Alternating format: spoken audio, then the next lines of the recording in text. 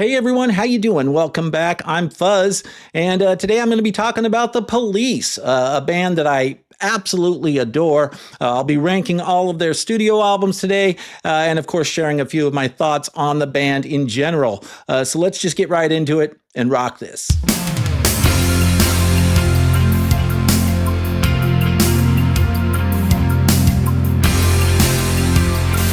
All right, so I've been a huge fan of the Police ever since I was a kid, right? I think it's fair to say that my initial kind of musical awakening in the early 80s was born out of me cutting my teeth on various MTV music videos at the time, right? And in 1983, Synchronicity, the Police's Synchronicity album was absolutely huge, right? It was I think it's fair to say that at that time they were probably about the biggest band on the planet. They were a massive success that year, and I can remember all of their videos from that album. The images from all these videos being seared into my brain. Every breath you take, or King of Pain, wrapped around your finger. And then, of course, my absolute favorite, which was Synchronicity 2, that to this day is one of my favorite Police songs. I can remember just this kind of post-apocalyptic wasteland vibe in this video. And I actually haven't seen the video in many years, so I'm just kind of going by memory. But I remember they were all like in these I don't know, like Mad Max like style outfits, right? These costumes and with all this debris like flying around in the video and Sting hanging from some rope or something. Oh man, that video was awesome. And I just thought it was, at the time, I thought it was the epitome of cool. And of course, these videos were in heavy rotation on MTV. They would play them endlessly, 24 hours a day, every half hour or every hour. You'd see some Police video.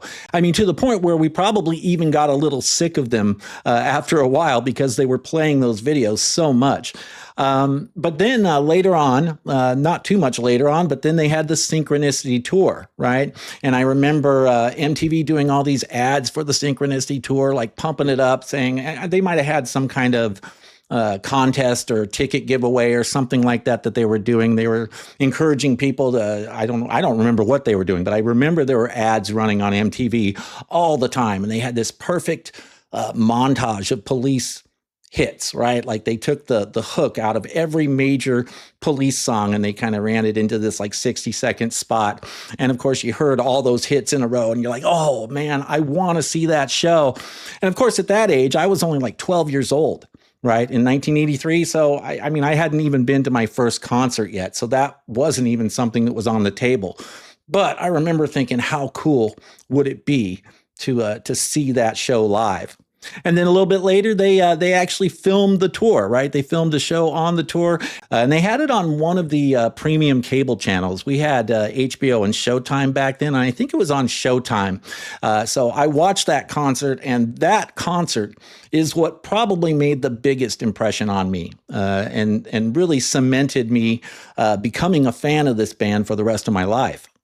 I remember thinking just how cool Sting looked. The guy just oozed cool, right? Even the beginning of this show, right? The very first song on this show, I remember, and it's still like in my mind, as clear as day. I can remember Sting saying, how do you feel? So let's go, and they're getting ready to kick into Synchronicity 1. That little keyboard kind of sequence is playing in the background while Sting's, kind of getting the crowd ready or whatever. And then they kick it into gear, and it was just awesome. And another one of my favorite Police songs to this day, in part because of that one moment, that the images from that tour being seared into my brain at that young, impressionable age. Even what Sting was wearing in that show, like made an impression on me. I remember he kind of continued the whole Synchronicity 2 kind of post-apocalyptic wasteland vibe with his stage wear. He had I don't even remember what exactly it was. It was some weird get up where there were all these pieces of fabric, like multicolored fabric, like strands of it just hanging off of his shirt and like hanging off of his bass neck and all that. And it looked cool. I just remember thinking, this guy looks so cool. I want to be like that. So again, Sting and the Police, and of course I loved Stuart Copeland too. He also made an impression on me at that age. Watching him drum was like, wow, because he's got that unique distinctive style that really catches your attention when you're listening to him or even watching him play. And so that kind of stuck out in my mind as well. And even Andy Summers looked cool at the time. And that's just one thing I've loved about this band is these guys were just great musicians, right? Fantastic musicians. Stuart Copeland, of course, like I just said, his distinctive style and his hi-hat work on the drums. Absolutely love Stuart Copeland. He's one of my favorite drummers of all time, even now. And of course, Sting. I think Sting's a great bass player. I think he's one of the better bass players in rock history, right? It's so many, right? But the guy writes some great bass lines, and he's really smooth and really talented. And of course, he's got this killer voice, For as much shit as I give Sting sometimes for his, some of the choices he's made in his later career, and for as much as he seems like kind of an elitist, pompous ass, the guy is insanely talented. He just is. He has that natural thing that very, very few people have. Right. And incredible voice, incredible bass player. Like some of the bass lines he'd play, while singing. Like, I don't know how he did that. You got to have like two brains to get that to work. And then, of course, there's Andy Summers, who I've always thought was kind of an underrated guitarist. This is a jazz guy. This guy knows his stuff, and he's got chops like you wouldn't believe. I've always loved his unique style within the context of the Police and his tone, and some of the cool stuff he did was really interesting, especially when you listen to like some of those instrumentals that they do, and not just the ones on the records, but like some of the extra tracks that appeared in like this Message in a Box, right? Which this was released like 30 years ago, right? 93, I think, is when this came out. But it's the complete Police recordings, and it has like everything you could possibly want from them on it. Now, the sound quality is not quite as good as later editions, right? As the remastered editions, at least in my humble opinion. But I do like that you get all those extra tracks that weren't on the albums. And there's some great instrumentals in there where you get to hear Andy really kind of spread out a little bit, spread his wings a little bit, right? Songs like Shambell or Flexible Strategies. It's just some great stuff. So yeah, I think the musicianship with the Police is just off the charts. So yeah, ever since that Synchronicity tour, I've just been a massive fan of the Police. They've always held kind of a special place in my heart. There was nothing else out there like them at the time. They were a unique band, and they were kind of hard to classify, right? Because they mixed in all kinds of stuff. You got a little jazz in there. You got definitely a lot of reggae influence. And of course, that post-punk thing. I mean, they just had this thing that was kind of hard to characterize, right? But their sound was incredible. And one thing I've always been particularly intrigued by with this band is the fact that they went out at the absolute top of their game. I mean, how often does that really happen in music history where a band, actually quits when they're at their most successful peak, right? That just doesn't happen. Usually there's some kind of arc and there's a peak, and then there's a little bit of a decline or maybe a big decline depending on the band, right? But usually there's at least, one or two albums where you see the band kind of decline and not be as successful as they were on their previous albums. But that didn't happen with the Police. I mean, with Synchronicity, not only did they have multiple hits, but one of those hits is, not only the biggest song of their career, but it's gone on to become one of the most iconic and well-known songs in rock music history. I mean, the crossover appeal on Every Breath You Take was off the charts, big time, right? Even people that don't like the Police or don't even like rock music know that song and like that song. I mean, I would put it up there with something like Yesterday by the Beatles, right? That's how big Every Breath You Take actually was. And I believe it probably still accounts for, a huge portion of Sting's income now, I mean, I'm sure he gets royalties from all kinds of stuff and all this solo stuff and everything, but Every Breath You Take, think about how much that song is streamed, how much it's been covered. I mean, it was omnipresent. That song was everywhere It was huge to the point where people got sick of it, right? Now, I still like the song. I've never gotten, totally sick of it, but admittedly, I don't. It's not the one I go to listen to first. If it shows up on a playlist, I can dig it. But yeah, I mean, even over the years, even I've gotten a little bit to where it's not the one that I'll choose to listen to first, right? There's other Police I'd rather hear first. But still, that was quite an accomplishment that Sting and the Police achieved. So they're at the absolute pinnacle of their powers, right? And they decide they're done. That's it. That's all she wrote. No more Police albums. And I mean, that just doesn't happen very often. I mean, most bands can't even, accurately assess what their peak is at the time. Let alone knowing when to quit, right? So yeah, the Police never had a decline. They went out when they were on top of the world. I think probably the biggest band in the world at that time during that year in 1983. Yeah, I think the Police were probably the biggest. So anyway, it always bummed me out that I never got to see him live back in the day, but I did get a chance to see him live on the reunion tour in 2007, and that was an incredible experience. It was so cool to be able to watch Stuart Copeland do his thing and Sting do his thing, and they played all the songs, well, just about all the songs that you'd want to hear. There was one they didn't play that I really wanted to hear, but I kind of wasn't expecting it.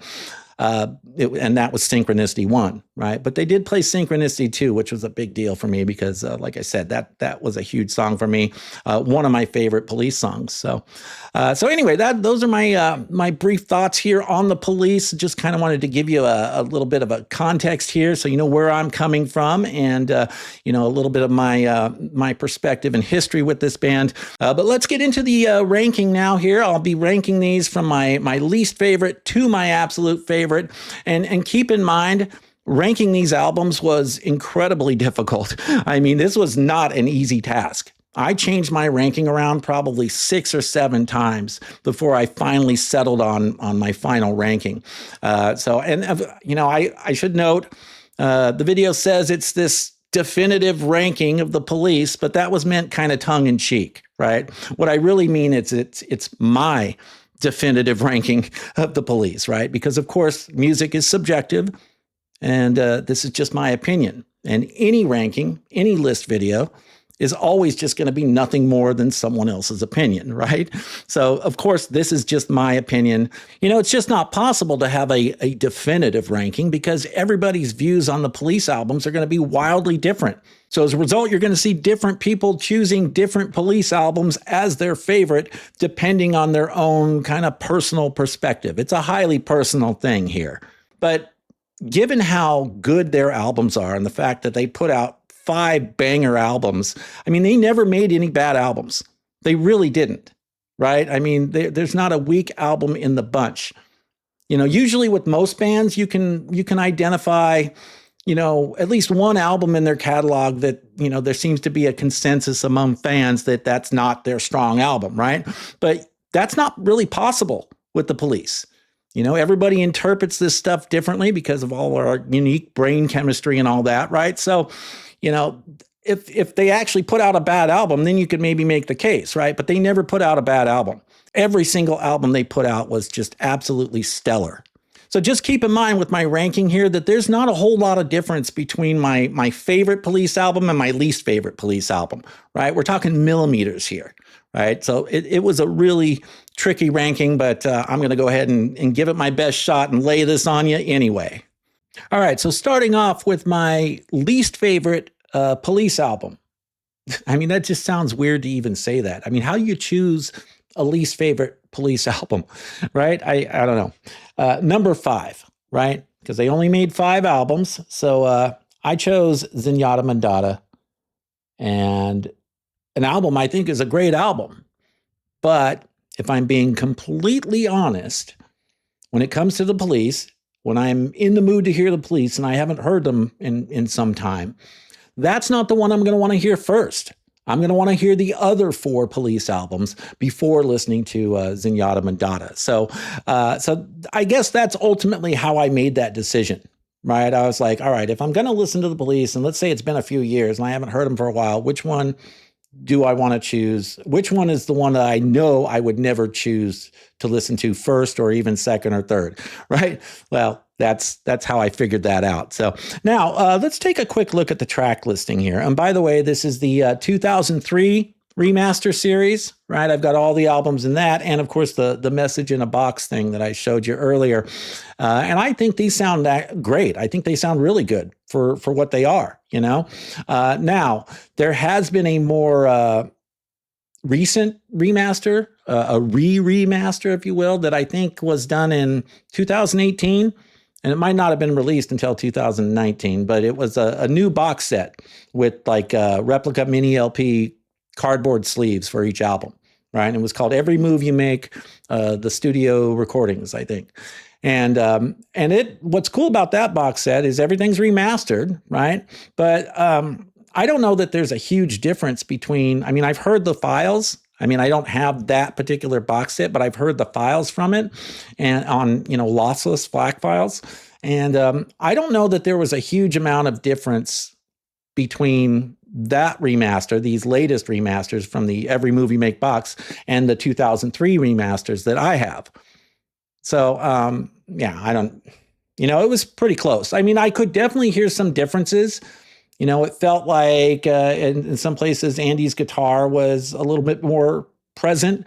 And sometimes it felt like that was at the expense of like Stewart's hi-hats, right? So I like these 2003 remasters. They've got great clarity, great dynamics, and but they're still, they're nice and punchy sounding. So anyway, now I wanted to let's take a quick look at the track listing here on Zudnyada Mandada, and I'll let you know which songs really get me going here. I've always liked Don't Stand So Close to Me. I know it's the single, but or one of the two singles, big singles, but I've always loved this song. I've always thought it was really good. Driven to Tears and When the World is Running Down. I like both of those songs, but I've never cared for those songs as much as other Police fans seem to.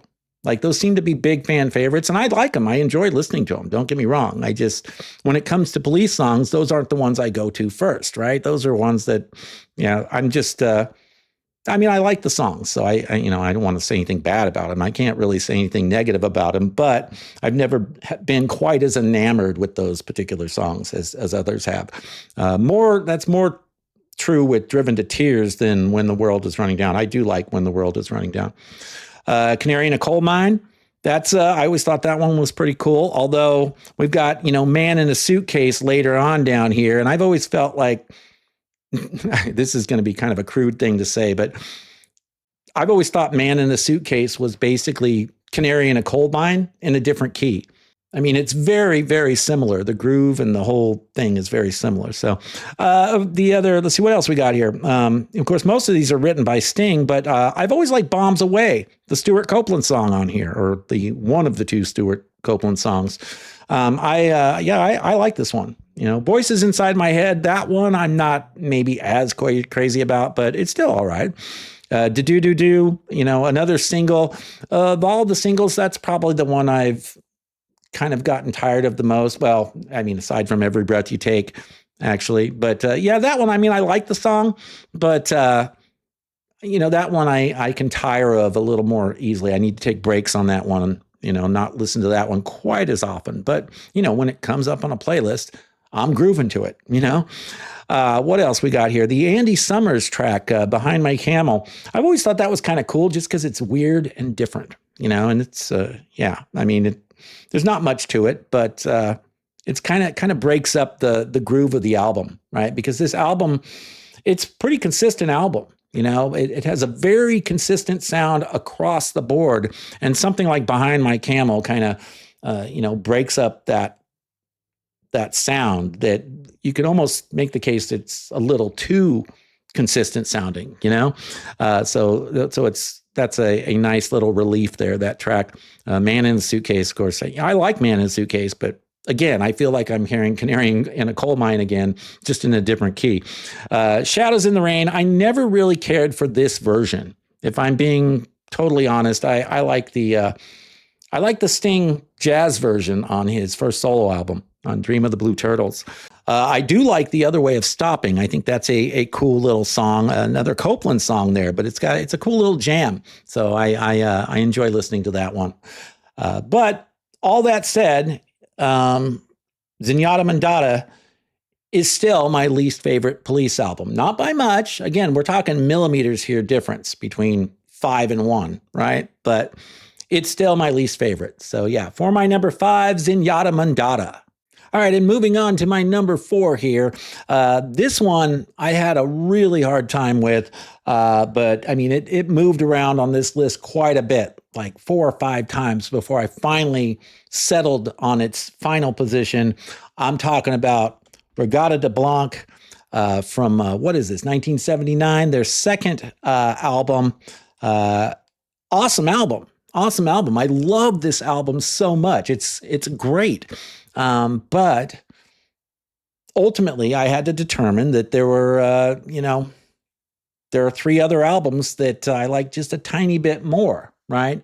But it's this one I've really been getting back into lately, going back and re-listening to all these Police albums in preparation for this video. And this one I listened to several times just because I was having so much fun with it. And I love this album. But it's the reason it didn't go quite as high is because maybe it's got a few tracks on it that are not quite as strong. Let's take a quick look at the track listing here and go through it a little bit here. Well, of course, the first track, I mean, Message in a Bottle. What can you say about Message in a Bottle? One of the most iconic, one of the greatest Police songs. I mean, next to, of course, Every Breath You Take, but Message in a Bottle, that's right up there. I mean, that song is amazing, and for some reason, I never get tired of it. Absolutely love it. It rocks. And then going right into the second track, this instrumental, Regatta de Blanc. Absolutely love it. I mean, there's a little bit of vocals in there, right? You see the scat vocals by Sting, as they call it. But I mean, that's a badass instrumental. I love that one. It's probably my favorite instrumental piece that the Police have done. I mean, aside from maybe some of the stuff that didn't appear on the albums, again, like Chambel or Flexible Strategies, but I really like Regatta de Blanc, and it's a strong moment on this album. But I even like some of the non-singles too, like It's All Right for You, and Bring on the Night. That one's not bad. That one I actually don't care for that one as much as others do, but I still like it. It's just not as strong for me. Death Wish I like. Walking on the Moon, of course, that's a great tune, right? I mean, another classic Police tune. Now, the funny thing about Walking on the Moon for me is that, years ago, I didn't care for that song as much. It took me a while to really get into it. I always thought it was a little bit more boring until, later years where I really do appreciate it now for what it is. Great tune. Any Other Day, another one there. That's a Copeland song, and that's, another, it's not bad. I mean, it's obviously not single material, but when it comes on, I enjoy it. Not that crazy about The Bed's Too Big Without You, if I'm being honest. That's one of my least favorites on this album. Contact's cool. I like Contact. And I don't really care about Does Everyone Stare very much, but No Time This Time I do like. That one's fun. So it's a strong album, especially for their second album. They were starting to really, get a groove going here. They were really locking in, and it's great stuff. So yeah, for my number 4, again, this was really tough for me. I wanted to rank this album higher. I really did. But, after going back and forth with all the titles and re-listening to a couple of them to try and make sure I was certain of my ranking here, ultimately I had to put this at number 4. So yeah, Regatta de Blanc for my number 4. All right, and moving right along to my number 3 here. This title I actually thought was going to be a little bit higher when I was, initially going into this ranking. Before I really started thinking about it, I was like, well, this one's probably going to be pretty high for me because I've always loved this album for how experimental it was compared to their earlier stuff. Of course, I'm talking about Ghost in the Machine. And yeah, number three, I was kind of surprised it was this low. I thought it was going to be one of the other two slots, right? So a great album. Absolutely great album. I love it. Again, it's kind of an experimental album, right? They're doing some different things with this album that are not just a repeat of what they've done with the previous three albums. They're adding some new sounds. They're bringing in some keyboards. They're adding some new sonic textures. They're doing some different things with the songwriting. Yeah, it's a really good album. I've always loved this one just for how different it was compared to the albums that came right before it, right? So let's look at the track listing here, because that's where I can really get into it here. Just got to switch my camera over real quick. There we go. All right, so on Ghost in the Machine, the first track, Spirits in the Material World. I love this song. It's up there, in terms of like, probably top 5 Police songs for me. It's up there for me. I love Spirits in the Material World. And this is another song that made an impression on me at an early age. And I seem to remember there was some kind of video for this on MTV, and maybe that's how I knew it at the time, but always loved the little keyboards in this one. And, some people can't handle it when you add keyboards, when a band adds keyboards that previously didn't have keyboards.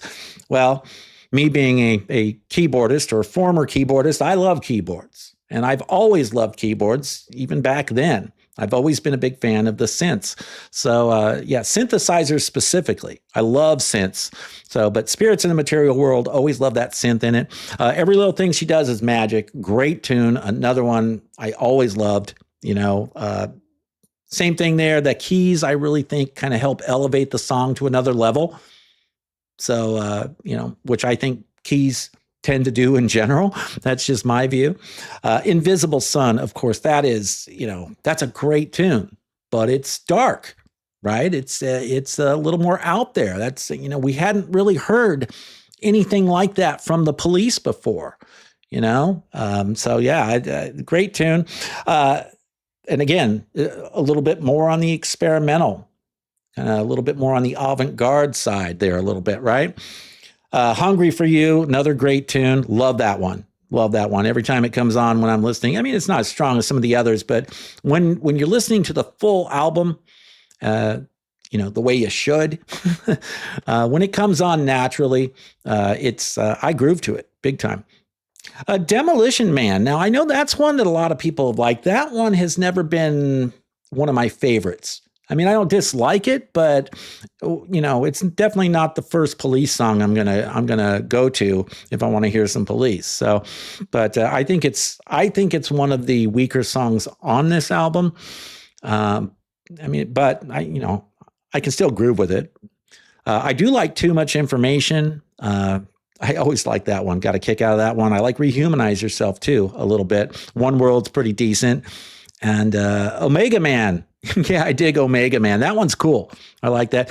Secret Journey is really cool. I really like that one. And then the only other one I don't really care for that much is Darkness, that final track.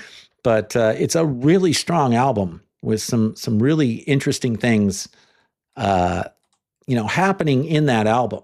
I love that they took the whole thing to another level. With this album. I really think they made a pretty big jump between Zenyatta Mandata and this one. So yeah, good stuff for my number 3, Ghost in the Machine. By the way, if you're enjoying the content on this channel, do me a favor and please consider subscribing to the channel. And if you do, don't forget to activate those notifications too, so you can be alerted whenever I'm posting videos that you might be interested in. Also, don't forget to like the video and maybe even leave a comment if you're feeling so inclined. I would really appreciate it. Of course, it's a brand new channel here. I'm starting everything from scratch, including building my subscriber base from scratch here. So if you dig my groove here and you like what I'm doing here, please subscribe, like the video, comment, maybe even share if you're especially excited. That'd be even better. But I appreciate any and all support. So thank you so much. All right, and for my number two, for this entry, I almost put Regatta de Blanc here, but and it went back and forth a number of times, like I'd mentioned earlier. But ultimately, I had to put Outlandos de Amor as the number two slot here.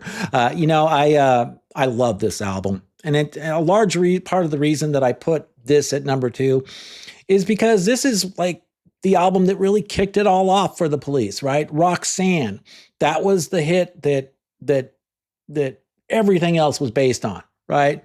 I mean, once they had Roxanne, then they took off, right? I mean, I know they didn't take off immediately. I think actually they released Roxanne as a single initially, and it didn't do very well, if I remember correctly. I think I remember something about that in one of the Police documentaries or something I've seen.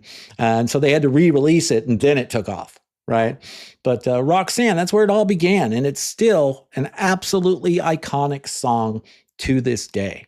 There's no getting away from that, right? And the Police, they were a banging band right out the gate. They came out hard and fast, and they kicked ass. They absolutely kicked ass right out the gate. And this was such a strong statement. I think one of the reasons I put it so high on the list, aside from, the historical significance of the album, is I like the rawness of it. I like the kind of post-punk thing that's a little more rockin'. And so, yeah, I really dig it for those reasons. Let's take a look at the track listing here real quick. Of course, Next to You, first track. I mean, that's a great way to announce your presence, right? Just kicks off with a rocker right off the bat. So Lonely, great tune. And it was, appropriate that was a single, because it's a solid tune. And then, of course, Roxanne. I've always loved Hole in My Life. Always thought this one was cool. It's a great tune. And, I even like Peanuts. Not everybody digs Peanuts, but I think it's fun. And when when it comes on, when I'm listening to the album and Peanuts comes on, I'm grooving with it. I'm rocking out. So, of course, Can't Stand Losing You. I always loved this one. This one was always one of my favorites off this album. I for many years, I liked it even more than Roxanne and So Lonely as far as the singles go, right? But this is, of course, was the other single. And a great tune. I'm also a huge fan of Truth Hits Everybody. Such a cool song. That one rocks. And the only one I guess I don't really care for on this album is Born in the 50s, Yeah, that one just doesn't do much for me. That one's kind of weak.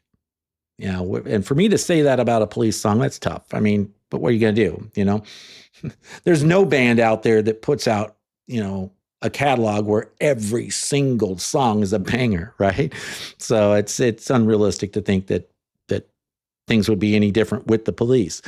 But I do like Be My Girl and Sally, even with that kind of weird spoken word bit there in the middle or whatever. And then I love Masoko Tonga. That's a great tune. That one's a great little jam that it's actually, aside from the hits, it's actually one of my favorites on this album. So, yeah, you just can't go wrong with this album. And I think that's why I ranked it so high, is it's a really solid, consistent album all the way through. For my money, there's only maybe one song on it that I really don't care about hearing when it comes on, but the rest, absolutely love them. So, yeah, for my number two, Outlandos de Amor. All right, and then finally, for my number one, we've got the album that has a lot of sentimental value to me. Of course, Synchronicity. Absolutely love this album. Actually, I'm going to put it under the lip there. These digipacks, they kind of flip open when you try to put them on a stand, right? The lids flip open, and it's kind of a pain. So just stick it in the lip there. What do you guys think of digipack packaging, by the way, for you CD collectors out there? Because I mean, I don't mind them. I think they look kind of cool, but do you guys miss the old jewel cases? We just I think these were initially probably released. These remasters were originally released in jewel cases, and I think they've gone to the digipack model for later pressings or something. I mean, I'm just guessing here, but I like the packaging for digipacks, but I do kind of miss the old jewel cases. You always felt like it just felt a little bit more substantive in the jewel cases, right? But I love the way the digipack packaging works. As long as there is an actual tray for the disc for me, I'm usually okay with that. It's when there's no tray and they make you put the discs in cardboard sleeves or cardboard slots, that doesn't work for me. But that's a whole nother topic for a whole nother video, which I'll get to. Actually, I actually have a plan for that video. But yeah, we'll talk about packaging and all that stuff some other time. But anyway, this album, yeah, this was a big deal. This is the album that got me into the Police. This is the album that made me such a big fan, right? And then I kind of worked my way backwards with their catalog from there. But in 1983, this album made a huge impression on me. I even love the artwork. The album cover is, believe it or not, one of my favorite album covers out there in history. I mean, it's probably, if I had to figure it out, maybe I should do a video on that at some point, favorite album covers, because this would probably be a top 10 album cover for me. There's something about it. I've always loved the colors, and I have always loved, the different images there. I just always loved this album cover. It always felt to me like this was the kind of album cover where you look at it and you think to yourself, yeah, this looks like listening to this album would be a premium experience, right? And there's just something, certain album covers do that for me. Genesis, Invisible Touch is another one that always had that effect on me. It at the time, I mean, in the early or mid 80s, it felt state of the art. It felt cutting edge at the time. And I suppose that's why that feeling of that cutting edge feeling that I felt when I was 12 or 13 years old, that has stuck with me all these years. And I think that's why I'm such a big fan of the cover. All right, let me get the track listing up here so we can take a look at this. Yeah, Synchronicity 1 is one of my favorite songs by the Police. I mentioned that earlier in the video. In fact, my two favorite songs are Synchronicity 1 and Synchronicity 2. My absolute favorite Police songs. Like when I think about listening to Police, if I haven't listened to them for a few years or something and I come back to them, I'm like, yeah, the first thing I want to hear is Synchronicity 1 and Synchronicity 2. I love those songs. And I think, honestly, that's probably a huge part of why this album ranks so high for me. Those two songs really, really stuck with me and were, burned into my brain at that early age. So love them. Walking in Your Footsteps, I have kind of mixed feelings about that one because I actually like the song. I like the way it sounds. I like it when it comes in with the little piccolo flute or whatever Sting's got going there, and Stewart with all his cool percussive stuff. That's cool. The song is, I wish the song did a little bit more. I wish the song kicked into gear more or something, or did something a little more interesting at some point in the song. But, because it starts with one thing and it kind of more or less stays there the whole way. But when it comes on, when I'm listening to the album, I do enjoy it. Oh My God is another one of those songs where, I wouldn't think, hey, this is a top tier Police song or anything. But if I'm listening to Synchronicity and Oh My God comes on, I find myself jamming to it every time. I always enjoy it in the moment when it's, part of the overall album listening experience.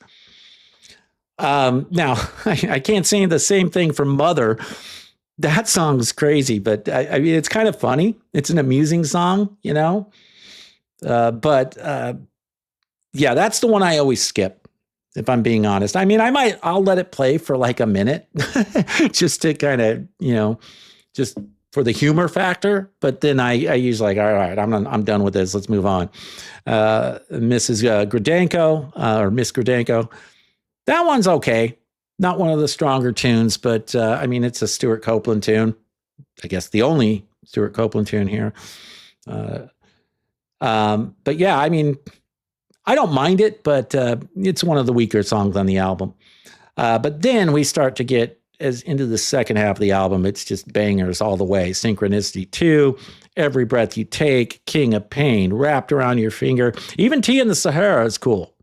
I like that one too. And then, of course, we also have Murder by Numbers. Got to at least mention that, which has got a nice little kind of bluesy, jazzy thing going on there. Yeah, just a solid set of songs on this album.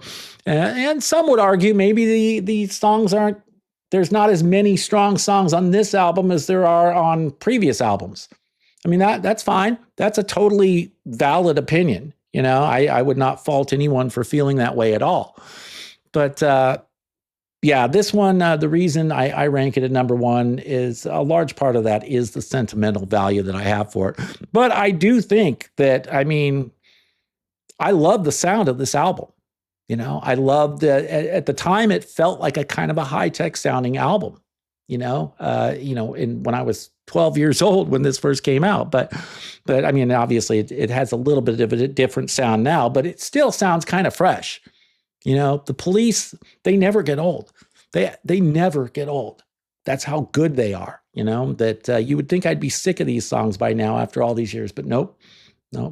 Solid stuff, all the way around.